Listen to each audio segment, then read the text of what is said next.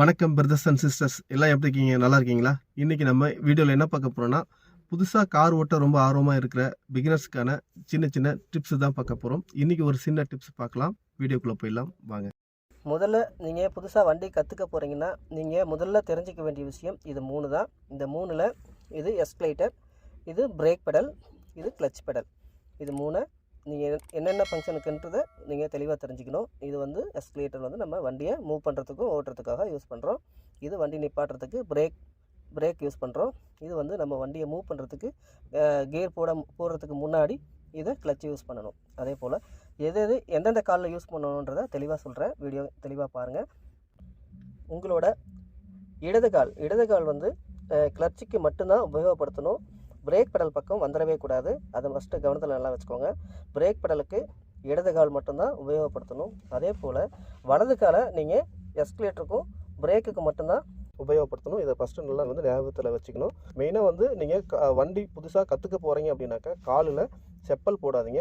செப்பல் போட்டு ஓட்டினீங்கன்னா உங்களுக்கு அந்த தொடு உணர்வு வராது. அதாவது டச் பண்ணுறது, அந்த எந்தளவுக்கு நீங்கள் கிளச் விடணும், எந்தளவுக்கு பிரேக் அடிக்கணும், எந்தளவுக்கு நீங்கள் எக்ஸ்ட்ரேட் கொடுக்கணுன்ற அந்த தொடு உணர்வு வராது. அதனால் நீங்கள் முதல்ல பிகினராக இருந்தீங்கன்னா முதல்ல வெறும் காலில் தான் நீங்கள் கற்றுக்கணும். இது 3 நல்லா தெரிஞ்சுக்கிட்டீங்க இல்லையா?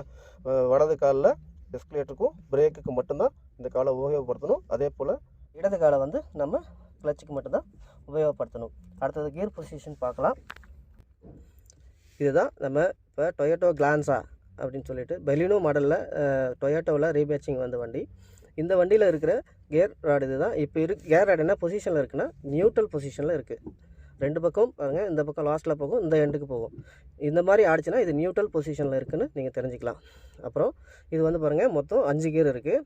First, second, third, 4th, 5th reverse gear. இதோட கியர் பாக்ஸோட மொத்த ஆப்ஷன் இதுதான். நீங்கள் வந்து ஃபஸ்ட் கியர் போகணும் அப்படின்னாக்கா நீங்கள் ஃபுல்லாக இடதுபுறமாக தள்ளிட்டு மேல் பக்கமாக தள்ளிங்கன்னா ஃபஸ்ட் கியரு. அதே போல் ஒவ்வொரு கியருக்கும் நீங்கள் திரும்ப நியூட்ரல் வந்துட்டு தான் செகண்ட் கியருக்கு போகணும்.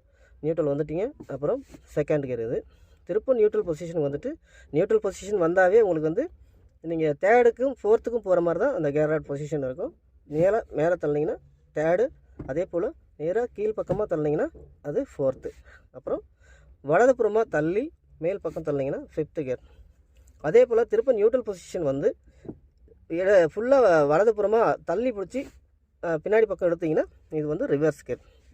நீங்கள் ஒவ்வொரு கியருக்குமே நியூட்ரல் வந்து தான் நீங்கள் ஒவ்வொரு கியருக்குமே திரும்ப மாறுற மாதிரி இருக்கும். அது தெளிவாக தெரிஞ்சுக்கோங்க. இதுதான் வந்து கியர் பொசிஷன். அதே போல் வண்டி மூவ் பண்ணுறதை பற்றி அடுத்த வீடியோவில் பார்க்கலாம். மெயினாக வந்து வண்டி ஸ்டார்ட் பண்ணுறதுக்கு முன்னாடி ஹேண்ட் பிரேக்கில் இருக்கணும். ஹேண்ட் பிரேக் போட்டுட்டு தான் நீங்கள் நியூட்ரல் பொசிஷனுக்கு வண்டியை கொண்டு வரணும்.